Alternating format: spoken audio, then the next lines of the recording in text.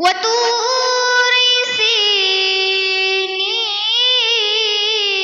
سينين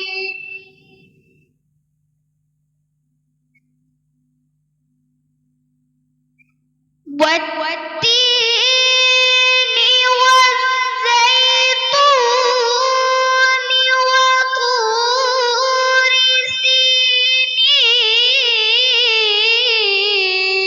سينين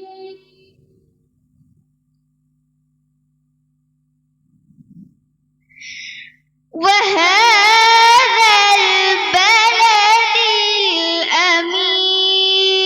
الأمين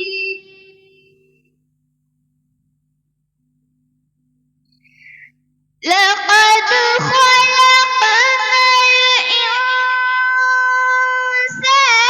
الإنسان في أحسن تقويم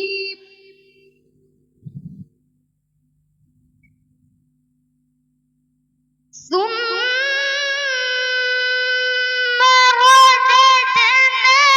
رددناه أسفل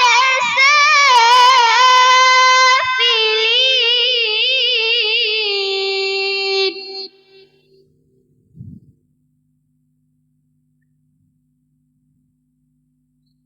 إلا الذين آمنوا وعملوا الصالحات فلهم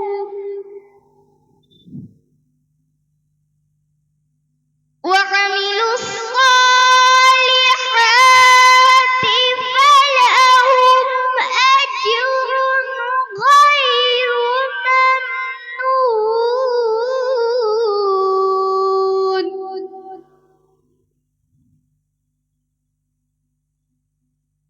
فما يكذبك بعد بالدين أليس الله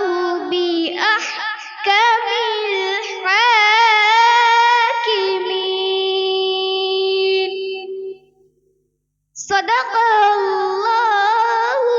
العظيم السلام عليكم জনাব হাফেজ